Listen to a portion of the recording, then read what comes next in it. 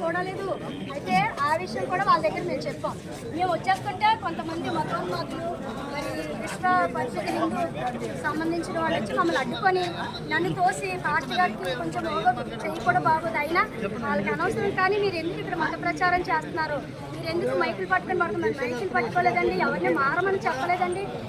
మేము పాటలు పాడుకుంటూ వెళ్తున్నాం. ప్రేయర్ అయ్యింది, మేము ఖాళీగా వెళ్దాం, ఎందుకు పాటలు పాడుకుంటూ వెళ్దాం కదా బస్ స్టాప్ వరకు వెళ్తున్నాం. వెళ్తున్న సమయంలో మమ్మల్ని అడ్డుకొని మిమ్మల్ని ఇక్కడ పర్మిషన్ ఎవరు ఇచ్చారు, మీకు ఇక్కడ ఎందుకు వచ్చారు, ఊరెట్టి మిమ్మల్ని కానీ మేము కానీ ఇప్పుడు వదిలితే మరి ఇంకా చాలా మంది వస్తారు, మీ క్రైస్తవులు ఎక్కడితో అర్థం చేయాలి అనేసి మేమేమో ఎలా తప్పించుకుని బ్రతిన్నారు. మేము శుభార్త చేయడానికి రాలేదు, ఆ తప్పు అవుతుంది, క్షమించండి పాస్టర్ గారు. మేము అందరం కూడా అడిగితే అతను కనికరం లేదు. మేమందరం బస్సు ఎక్కాం, బయలుదేరిపోతే ఆ కుమారుడిని మా తాలూకు మా అబ్బాయిని పట్టుకొని గొడవలకు చేసేసి ఆయన పోలీస్ స్టేషన్ తీసుకెళ్ళిపోయారు. ఈ విషయం అంతా పాస్టర్ వెంటనే సమయం మాతో పాటు వచ్చి మళ్ళీ అంటే దిగిపోయి పాస్టర్ గారు కొంతమంది మా సంఘ పెద్దలు కూడా వెళ్ళి అబ్బాయికి ధైర్యం చెప్పారు.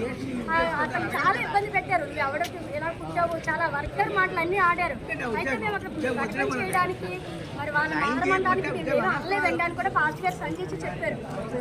ఎంత జరిగిన తర్వాత కూడా మతోన్మాదులకు అందరూ వచ్చి చాలా దరిద్రమైన మాటలు మాట్లాడినా మా వాళ్ళు ఏం మాట్లాడకుండా క్షమాపణ కోరాం. ఏమండి ఎక్కడికో సెటిల్మెంట్ చేయండి, అక్కడ సిఐ గారు అక్కడ ఉన్న వాళ్ళు అందరూ కూడా అన్నారు మాట్లాడదామండి. 3 days అయిందండి, ఏమీ తేలలేదు. అక్కడ తేలిపోతే ఇక్కడ వరకు రావాల్సిన పని మాకు లేదు నిజంగా. కానీ దేవుడు మమ్మల్ని ఇక్కడ వరకు తీసుకొచ్చాడంటే ఇలా మాలా ఎంతమంది బాధపడుతున్నారో, ఎంతమంది మరణించారో, ఈ ఉగ్రతకు పాలైన విశ్వాసులు, సేవకులు, మరి సువార్తికురాలు ఎంతమంది ఉన్నారో అలాంటి వారిని దేవుడు కాపాడడానికి ఈరోజు ఈ కార్యం జరిగిందండి. దయచేసి వచ్చిన వారందరూ కూడా దేవుని పక్షాన్ని నిలబడ్డారు. ఇది మనం చిన్న విషయం కాదు, ఎంతవరకైనా మేము వెళ్తాము, ఎందుకంటే న్యాయం జరగాలి. మేము ఎవరికి అన్యాయం చేయట్లేదు. ఒక సేవకుడు తన కుటుంబాన్ని విడిచిపెట్టి, తన జీవితాన్ని విడిచిపెట్టి, తన సంపాదన విడిచిపెట్టి, సుఖ సౌఖ్యాలు అన్ని విడిచి దేవుని కొరకు బ్రతకడానికే చూస్తాడండి సేవకుడు అనేవాడు. సమస్తము విడిచిపెట్టి, ఎందుకంటే మేము హ్యాపీగా అందలా చెప్తాం.